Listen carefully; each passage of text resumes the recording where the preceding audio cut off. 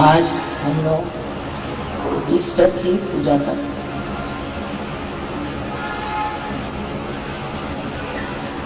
आज सजुड़ियों के लिए एक महत्वपूर्ण दिन है, क्योंकि ईसा मसीह ने दिखा दिया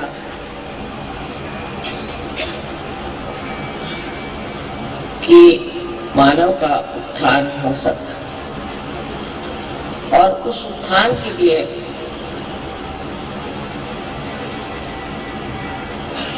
हमें प्रयत्नशील रहना चाहिए।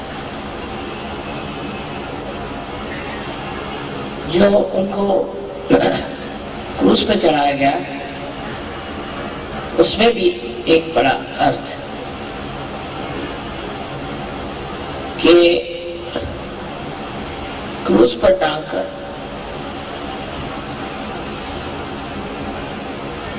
उनकी हत्या की गई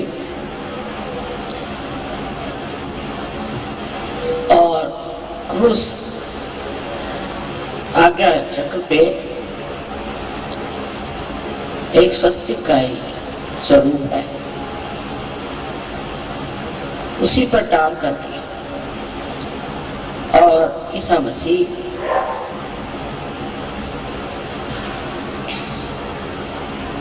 वहीं पे गत प्राण। उस वक्त उन्होंने जो बातें कही उसमें से सबसे महत्वपूर्ण बात ये थी कि उन्होंने कहा कि माँ का इंतजार, माँ की ओर नजर करो। उसका अर्थ कोई कुछ भी लिखा है और दिखाई देता है कि उन्होंने ये बात कही कि मैं तुम्हारे लिए एक ऐसी शक्ति भेजूंगा जिसके 3 अंगों त्रिगुणात्मक और उसका वर्णन बहुत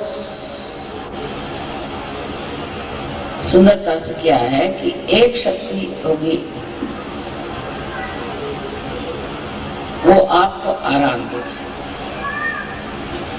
आराम देने वाली शक्ति हमारे अंदर जो है वो है महाकाल की शक्ति, जिससे हमें आराम मिलता है, जिससे हमारी बीमारियां ठीक होती हैं, जिससे अनेक प्रश्न जो हमारे भूतकाल के हैं वो सही हो जाते हैं। दूसरी शक्ति उन्होंने दी थी, जो भेजी उन्होंने, वो थी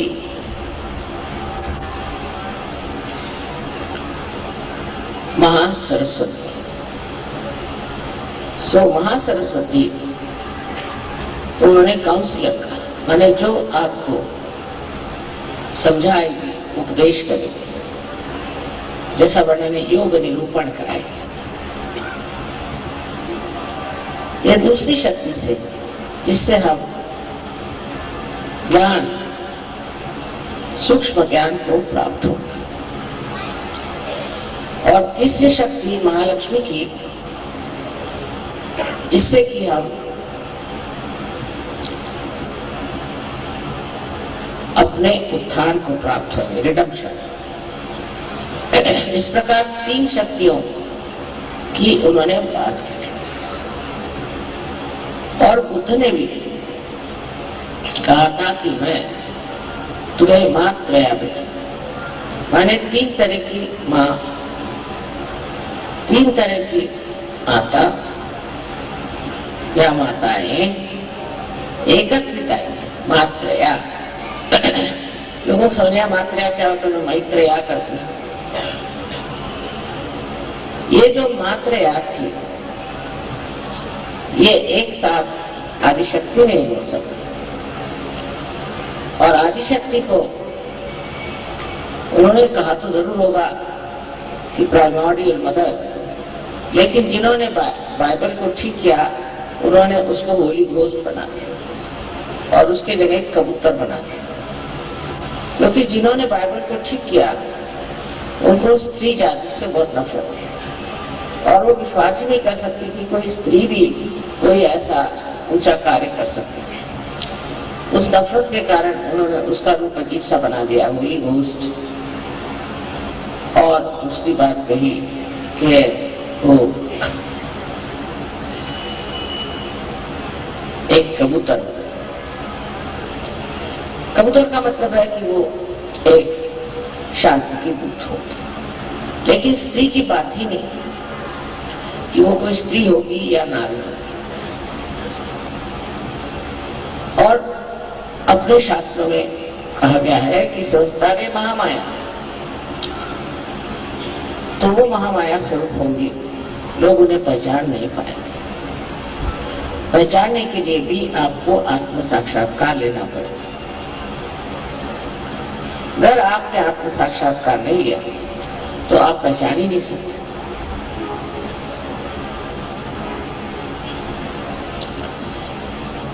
अपने जीवनी में उन्होंने जितना खुलकर कह सकते कहा, न जाने उसमें से कितनी बातें इन्होंने बताई और कितनी नहीं बताई और छुपाई, तो भी कुछ कुछ सत्य उसमें प्रकटित है, उसको वो नहीं बदल सके। सहयोग के लिए ईसा मसीह का आना बहुत जरूरी है। वो स्वयं एक चिर बालक है और ये तो अब सिद्ध हो गया कि वो गणेश का अवतरण है। गणेश का अवतरण संसार में एक ही बार हुआ और वो ईसा मसीह के रूप में। इन तीनों का कार्य जिसे हम कह सकते हैं बुद्ध, महावीर और ईसा मसीह, जिस स्तर पे हुआ वो स्तर तपस्या का, और इसलिए मूर्धा में विराट के मूर्धा में इन्होंने कार्य किया और तीनों कार्य में तपस्या का वर्णन कि मनुष्य को तपस्या करनी चाहिए और तपस्या करके ही वो आज्ञा चक्र को भेज सकता है और बाहर जा सकता है। आज्ञा चक्र का भेद होना अत्यावश्यक था, नहीं तो उसके बगैर आपकी कुंडलिनी ऊपर उठ ही नहीं सकती थी। आज्ञा चक्र का भेद ईसा मसीह के उत्थान से, रिजरेक्शन से हुआ। पहले उनकी मृत्यु हुई और उसके बाद उनका उत्थान हुआ। सो हम लोगों के लिए एक बड़ा भारी संदेश ईस्टर में कि ईसा मसीह के उत्थान के कारण ही हम लोगों ने इस उत्थान को प्राप्त किया। सबसे मुश्किल चक्र है इंसान में, मनुष्य में आज्ञा चक्र, क्योंकि मनुष्य हर समय सोचते रहता है, सोच सोच के उसके सर में एक मन की बुलबुले की स्थिति बन जाती है और उससे वो परे नहीं जा सकता, विचारों से परे नहीं जा सकता। जब आज्ञा का भेद होता है तभी आप विचारों से परे जाते हैं। इसलिए ये कहना चाहिए कि अगर ईसा मसीह ने अपने प्राण दे करके और आज्ञा से उत्थान न किया होता तो सहज मुश्किल हो जाता। कार्य तो सभी अवतरणों ने किया अपने अपने स्थान पे, अपनी अपनी जगह, अपने अपने समय पे, लेकिन जो कार्य ईसा मसीह के उत्थान से हुआ ये बहुत ही कमाल की चीज थी। इसीलिए आज्ञा का खोलना कोई मुश्किल चीज नहीं,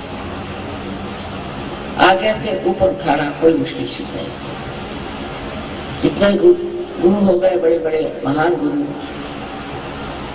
उन्होंने बहुत कार्य करे, उन्होंने बहुत कुछ ऐसी बातें करी जिसके कारण लोगों में जागृति हुई,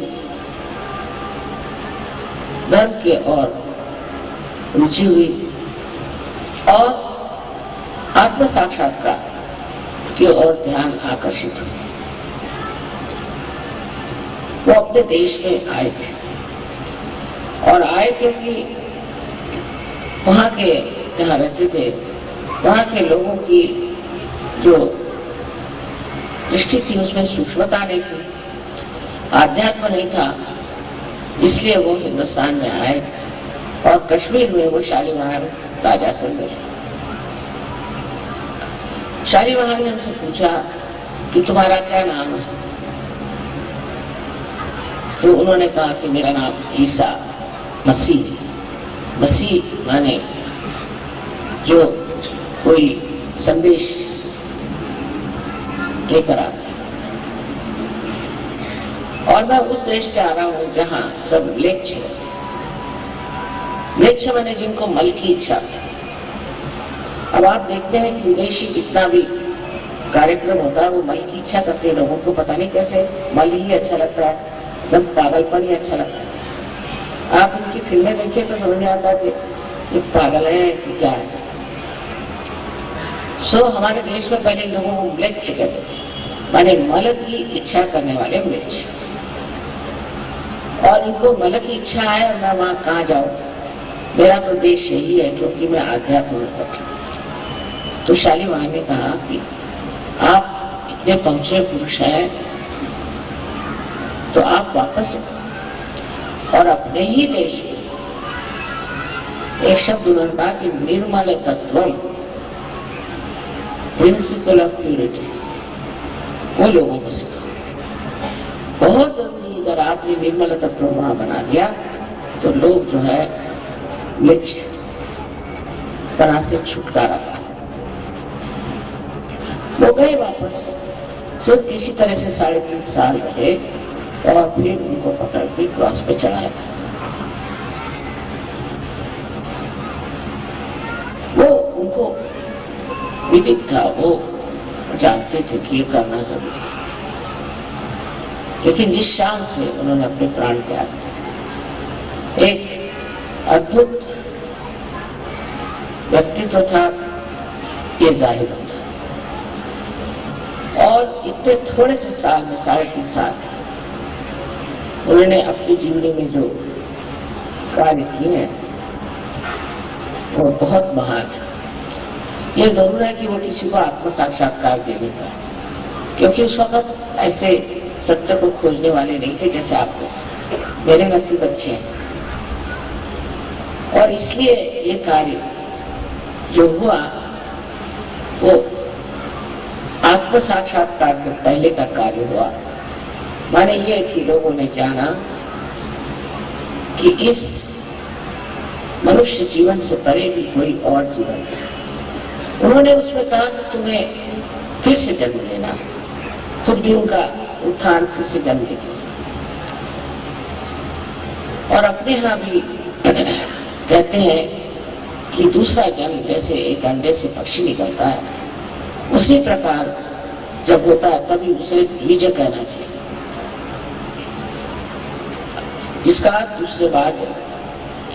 और जब उसका परिवर्तन हो जाता पूरी तरह से और उसमें पूर्णतया शक्ति आ जाती तो संसार में कहीं भी उड़ के चला जाता, उसके पास सारी संचार शक्ति आ जाती।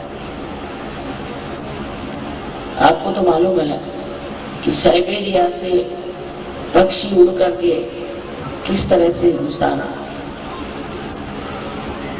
जाड़े में यहाँ आते और गर्मियों में वहां जाते। ना उनके पास कोई रडार है, एरोप्लेन है, कुछ नहीं। कैसे आते बराबर, उसी जगह आते। जिस तालाब पे पहले आते थे उसी जगह आते, उनके बच्चे भी वहीं आते। एक बार इन्होंने प्रयोग किया, एक्सपेरिमेंट किया कि कुछ बच्चों को छुपा, तो उन्होंने खोज निकाला अपने बच्चों को, लेकिन कुछ बच्चों को खोजा भी नहीं था, वो उड़ के बराबर चले आए सीधे हिंदुस्तान। उनका कोई अगुवा नहीं था, उनको कोई बताने वाला नहीं था, वो आ गए ठीक से। इसे कहते हैं कि परमात्मा ने सारी व्यवस्था सारे संसार में इतनी सुंदर कर दी। वो किस लिए कि हम अपने रिजरेक्शन को प्राप्त करें। मैं तो इसको ब्लॉसम टाइम कहती हूँ। इतने लोग आज आप यहाँ बैठे हैं, ऐसे ईसा मसीह के सामने कहा थे, और इससे हजारों में और जगह लोग हैं। देख करके बड़ा आश्चर्य होता है कि ईसा मसीह के सामने ये सब लोग नहीं थे, और नहीं कोई जानता था कि आत्म साक्षात्कार क्या है और आत्म साक्षात्कार प्राप्त करना क्यों जरूरी है। आज भी अपने देश में भी ऐसे हैं अन्य लोग, वो नहीं समझते इस बात। पर हमारे यहाँ जो महान गुरु हो गए, उनकी वजह से एक बड़ी भारी समस्या दूर हो गई है कि लोगों को इसके बारे में मालूम। सब जानते हैं कि हमें दूसरा जन्म लेना है, अपने को पहचानना है।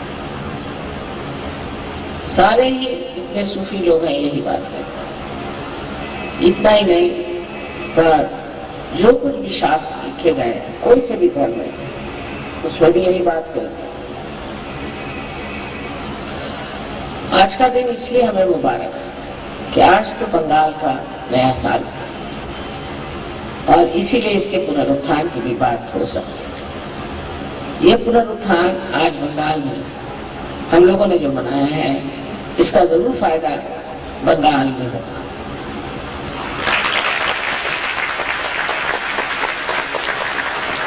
यहाँ की संस्कृति और यहाँ की कला, बंगाल देश के महान देश प्रेमी त्यागी लोग, जिन्होंने सारे देश के सबको एक बड़े ऊंचे स्तर पर पहुंचाया था, आज भी कहां से काम लेकर चले जा रहे हैं। विदेशी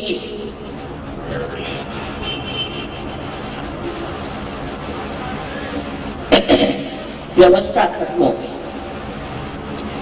चले गए। लेकिन अब कहीं अधिक हम लोगों ने विदेशी संस्कृति को लेना स्वीकार किया, और उसको लेकर के हम ये भी नहीं सोचते कि वो लोग कहाँ पहुंचे हुए। हम लोग ये जानते नहीं कि इन लोगों की क्या दशा, ये कहाँ पहुंचे हुए, इन्होंने क्या पाया हुआ है।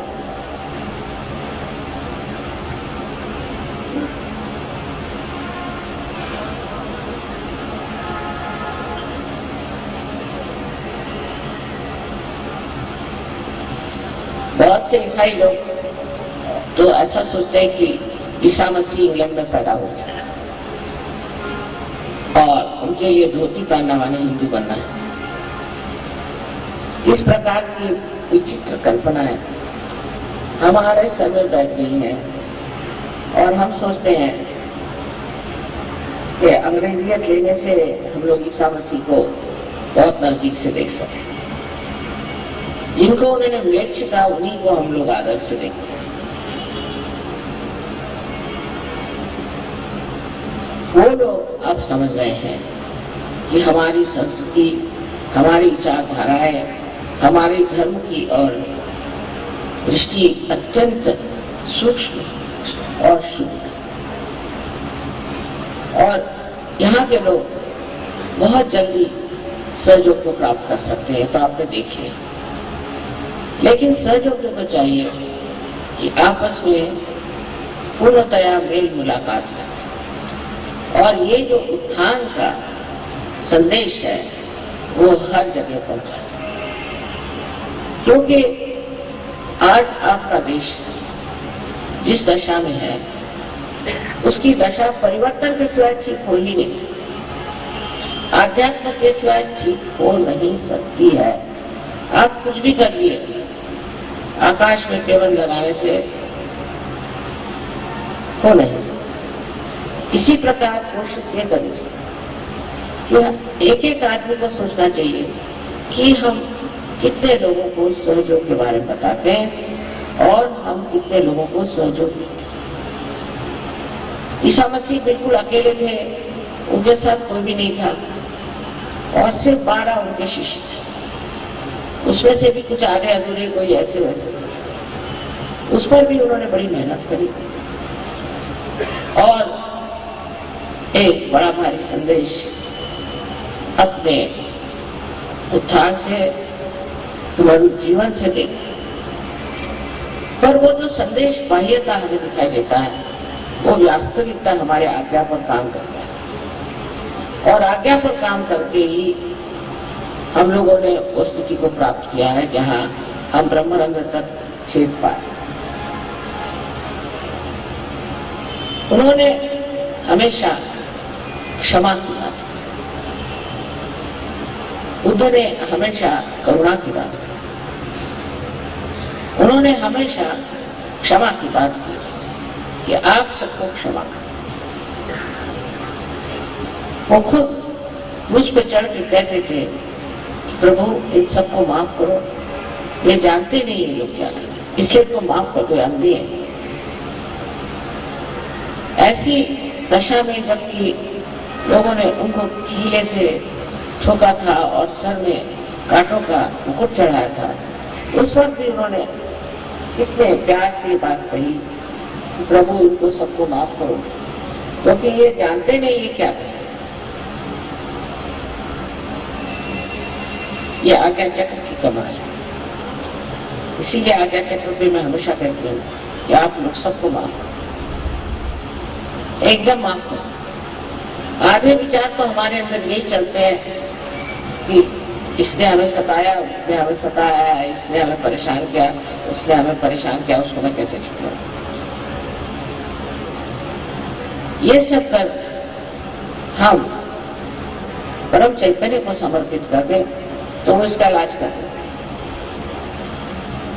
मैं खुद आपसे बताती हूँ, बहुत डरती हूँ।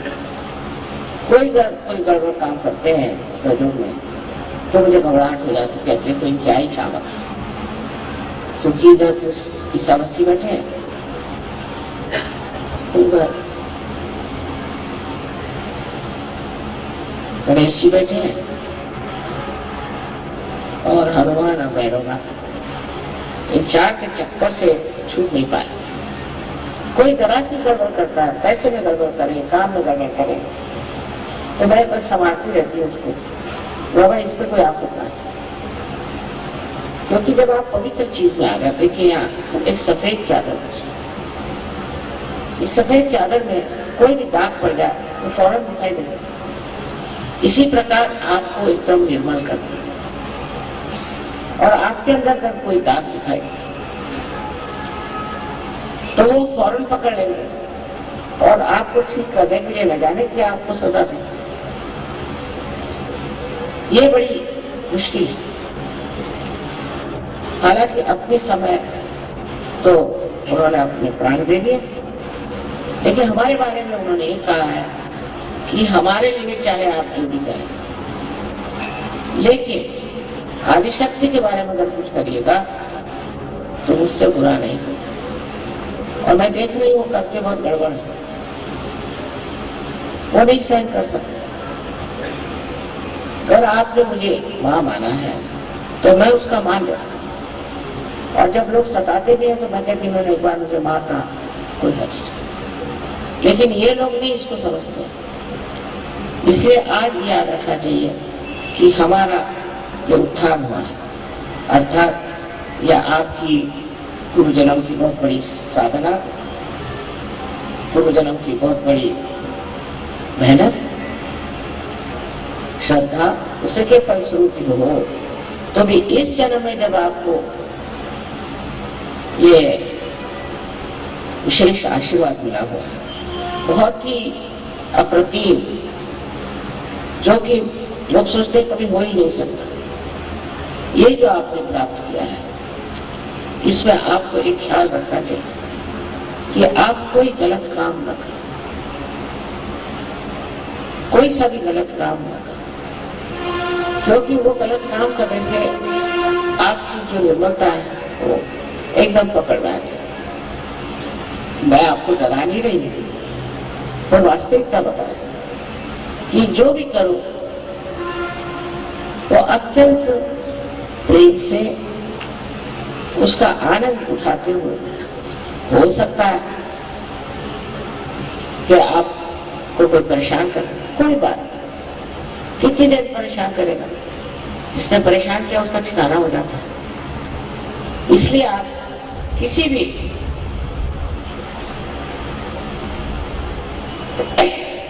स्तर पे भूलना नहीं, किसी भी प्रांगण एरिया में भूलना नहीं कि आप एक सज हो। पहले जमाने में कितने सज हो बताइए। एक सूफी वहां हुआ निजामुद्दीन, तो उनकी गर्दन काटने को शाह निकल आए। उन्होंने कहा कि तुम मेरे सामने पर सर झुकाओगे नहीं, मैं तुम्हारी गर्दन काटूंगा। दूसरे दिन उसकी गर्दन काटूंगा। सोगर कोई ऐसा हो भी तो डरने की कोई बात नहीं। अगर डरना है तो ये करना कि ये प्रभु इसको बचाओ, इसका पता नहीं क्या होगा, क्योंकि आप लोग अब परमात्मा के साम्राज्य, औरों जैसा हाल नहीं। इसको याद रखते हुए, इसे मद्देनजर रखते हुए समझना चाहिए कि अब आप अकेले नहीं, आप पूर्णतया सुरक्षित हैं। और इस सुरक्षितता में आप क्यों परेशान हो? ईसा मसीह क्रूस पे जब परेशानी हुई तो ऐसा कौन आप पे बवाल आया हुआ है? बहुत से लोग आते, माँ हमें एक प्रॉब्लम आया, हमें ये प्रॉब्लम आया। इसका मतलब आप सर्जरी नहीं है। सीधा समीकरण ये बैठा है कि आप सर्जरी नहीं। जो सर्जरी होगा उसको कोई प्रॉब्लम होगा ही नहीं, क्योंकि आप बैठे हैं एक बड़ी ऊंची जगह और प्रॉब्लम यहाँ नीचे खींचते रहते हैं, उसको देखना मात्र है। पर अगर आप समय प्रॉब्लम करते रहे तो सोच लेना चाहिए कि कुछ कमी है आप, तो फिर ध्यान करें, धारणा करें और अपने अंदर धारणा करें कि हम सहयोगी एक, उससे हमारे अंदर जो एक शांति का भाव और एक आत्मविश्वास पूर्णतया प्रतीत होता है, वो लोग भी समझते हैं। कुछ बोलने की जरूरत नहीं, कुछ झगड़े की जरूरत नहीं, चुप्पी लगा ली। आपने चुप्पी लगा ली तो सारा परम चैतन्य जो है वो संभाल लेगा और एक से एक धुरंधर बैठे हो। लेकिन अगर आप ही में दोष है तो कहेंगे इसको डुबकियां लगा दो चार। इस प्रकार आज हमें ईसा मसीह की एक छोटी सी जीवनी थी, 33 साल की उम्र में उनकी मृत्यु। वो मरी क्या थी बेचारा, भटकते रहे, भटकते हुए हिंदुस्तान भी आए और कितना जीवन में उन्होंने कार्य किया। उनका नाम लेकर के न जाने लोगों ने क्या क्या बनाया, कितनी तरह तरह की संस्था बनाया, ये करना वो करना। झूठ है सर, गड़बड़ है, पर कितना उन्होंने कहा। उनके मुंह में भी गलत गलत चीजें रख दी गई और इस तरह से लोगों ने एक झूठी संस्था भी बना दी। पर इस बाह्य धर्म में कुछ रखा हुआ नहीं। अब आप इसे देख सकते हैं। जिस हीरे को इन्होंने ढक दिया वो हीरा आपके अंदर चमक रहा और वो आपके आज्ञा में कार्यान्वित है। आपकी क्षमा शक्ति जितनी बढ़ जाएगी उतना ही आप देखिएगा कि सहस्त्रार में चलता है। अब ईसाई लोगों का मुश्किल यह है कि वो पैदा हुए ईसाई, तो हम उनको ईसाई सोचता है या ईसा की माई सोचती, उससे आगे नहीं चल सकते, वो प्राण भी हो जाते थे। हिंदुओं का भी ऐसा, हिंदुओं को बस कृष्ण मालूम है, शिव मालूम है, उसी में खुले रहते। अरे भाई आप इससे परे हो गए, उठ गए, अब आप स्वयं ही बाहर हो गए, सूफी हो गए। तो इन सब चीजों में जो सार है उसको याद कीजिए और हर एक चीज में सत्य को खोजें। बहुत सी चीजें असत्य हैं, इन सब धर्मों में बहुत सी चीजें असत्य हैं। जैसे ईसाई धर्म में आप आपको बता सकते हैं, वही बात जूस में भी है, मुसलमानों में, कि जब आप मर जाएंगे तो आप अपने को गाड़ लीजिए, अपना शरीर गाड़ जलाइए, और जब आपका रिजरेक्शन माने पुनरुत्थान होगा तो यही जो आपका शरीर है यह बाहर निकल के आएगा और आपका पुनरुत्थान हो जाएगा, अगर आप परमात्मा के नाम पर मरे हैं और उनका आपने अपना जीवन उसके लिए आपने त्यागा। अब सोचिए 500 साल बाद क्या चीज बाहर आएगी। अगर आपको गाड़ दिया जाए, इसे पूछना चाहिए, तो 500 साल बाद क्या कुछ हड्डियां वड्डियां बाहर आएंगी तो उसका पुनरुत्थान कैसे होगा? और ये विश्वास बहुत लोग करते हैं। इसका विश्वास इतना गहरा है कि हमारे पास कुछ लोग आए थे बोस्निया से, तो मैंने कहा क्यों मरे जा रहे हो, छोड़ो, तुम तो मुसलमान हो, तुम्हें निराकार में तुम्हारा विश्वास है, तुम किस लिए इसके लिए लड़ रहे हो, जमीन के लिए, क्या मतलब? तो उन्होंने मुझे कहा कि हमारे तो शास्त्र में लिखा, अगर तुम भगवान के नाम के लिए मरे तो ऐसा ऐसा होगा। पहले मैंने कहा इसमें भगवान का नाम कहाँ है मुझे बता। फिर दूसरी बात ये बताओ कि तुम कर मर गए और 500 साल बाद अगर हुआ रिजरेक्शन तो अंदर से क्या निकलेगा? उल्टे कब्रों में जा जा करके सारी जमीन तुम मिले थे और उसमें भूत बनते रहते। उस मामले में मैं कहती हूँ कि अपने शास्त्र कि मरने के बाद आत्मा जो है वो निकल जाता है और जो जीवात्मा है वो फिर से जन्म लेता है। वो तो ठीक बात है, क्योंकि जीवात्मा मरता है, लेकिन शरीर 500 साल बाद उसका पुनरुत्थान होगा, ऐसी बात का विश्वास करना महामूर्खता है। और कभी कभी मैं सोचती हूँ कि इतने महामूर्खता को लेकर के ये लोग आपस में लड़ रहे हैं। आज इसराइल में मारामारी हो गई, तो कल और जगह हो गई, हर जगह एक ताकत मची हुई है धर्म को लेकर। जहां जाओ वहां धर्म से झगड़ा ही हो रहा है। मैंने कल भी बताया था कि कोई सा भी धर्म अलग अलग, सब एक से एक जुटे हुए हैं, और ये तो खुद ही दिखाई देता है। ये सभी लोगों ने इससे पहले भी लोगों का वर्णन किया। फिर ये झगड़ा क्यों, ये लड़ाई क्यों?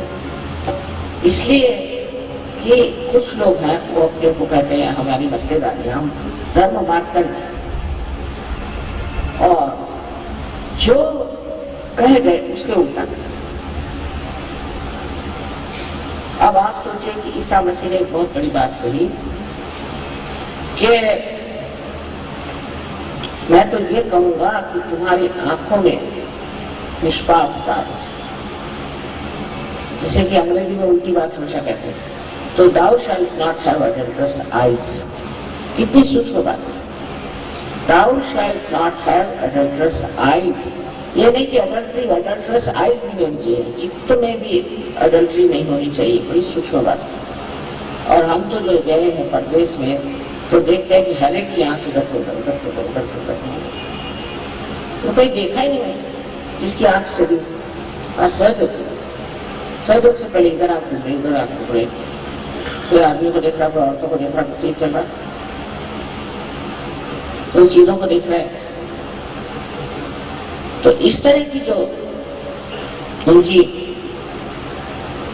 विशेष वाणी थी उसको किसने माना? उसको कौन कर रहा है? कोई नहीं। कारण उसका एक ही है कि उनको आत्मबोध नहीं, अगर उनको आत्मबोध हो जाता तो वाकई में मैंने देखा है इन लोगों को जब परदेश में भी आत्मबोध हो जाता है तो इनकी आंखें भी बिल्कुल स्थिर हो, और स्थिर होकर के बहुत प्यार झरता है, शांति, और आनंद। ये कहां से हो गया, ये कैसे हुआ? क्योंकि जो आंख में विभूति आई थी वही निकल गई, तो आंख शुद्ध हो गई, निर्मल हो गई। जो ईसा मसीह ने कहा वैसी आंख हो जाती। तो उन्होंने जो कहा था वो कहने से थोड़ी हो सकता था। और परदेश में तो ये बीमारी जरूरत से ज्यादा। तब हम लोगों को क्या समझ में आता है कि जो कुछ उन्होंने कहा वो हम करने का। हर एक धर्म में ऐसा, कोई सा भी ऐसा धर्म नहीं है जिसमें लोग कहते कुछ है और करते कुछ। कारण वो समर्थ नहीं, माने जो है उसका अर्थ नहीं है सम अर्थ। कोई कहेगा मैं सिख हूं लेकिन शराब पिएगा, कोई कहेगा मैं ईसाई हूं, उसकी आंखों में गंदगी भरी रहेगी, कोई कहेगा कि मैं जैन हूं और वो कपड़े की दुकान बनाएगा, कोई कुछ जो नहीं करना वही करेगा।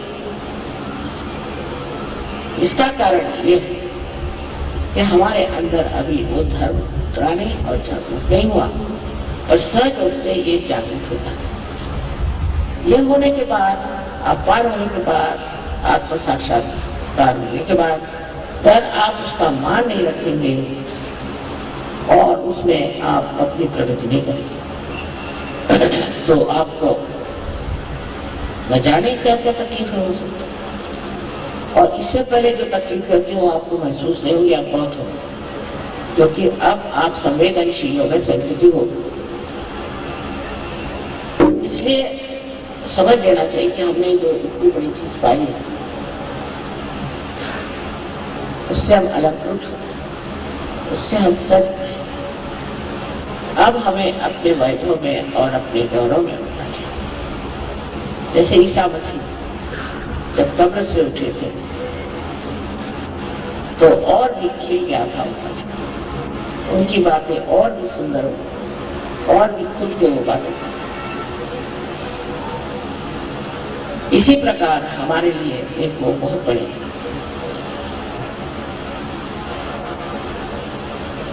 सहयोगी है लेकिन उन्होंने प्राप्ति किया होता, प्राप्त करके आए थे और आपके लिए उन्होंने अपने प्राण त्यागे कि आपका आज्ञा कुछ।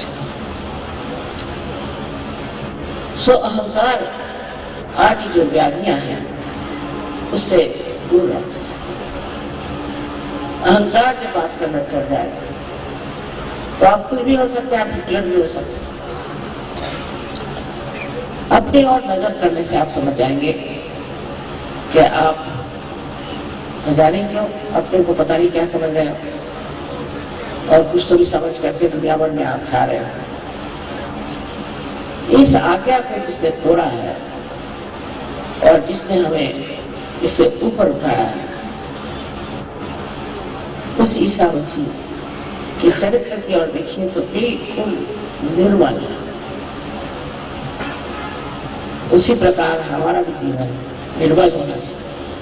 सहयोग में वैवाहिक जीवन और सबकी पूरी तरह से व्यवस्था है। हालांकि ईसा मसीह ने शादी में की तो उनको कोई जरूरत नहीं थी, लेकिन पूरी तरह से आपके लिए हर एक चीज की व्यवस्था है और इस व्यवस्था से आप बिल्कुल सर्वसामान्य लोगों जैसे रह सकते हैं और अंदर से आप असामान्य हैं और अपने विशेषता को समझते हैं जैसे ईसा मसीह अपनी विशेषता को समझते हैं, जैसे सूफी लोग अपनी विशेषता को समझते हैं। अकेले अकेले उन्होंने दुनिया से लड़ाई की और दुनिया में इतना कार्य किया, तो आपके तो इतने भाई बहन सारी दुनिया में चले, तो कितना आपके अंदर आत्मविश्वास होना चाहिए। आप अकेले नहीं हैं, सब लोग एक ही बात कहते हैं, सबको एक ही चीज प्राप्त होती है। और जब आप इस चीज को पाते हैं तो इसका महत्व समझना चाहिए। इससे अनमोल और कुछ नहीं।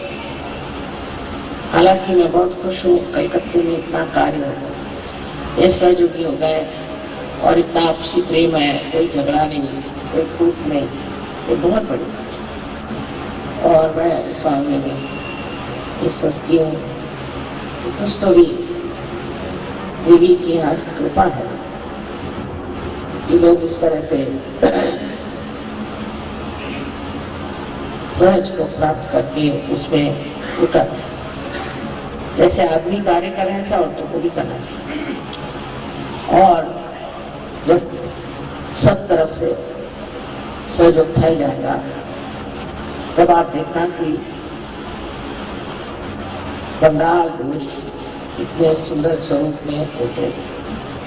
आप सबको मेरा नमस्कार।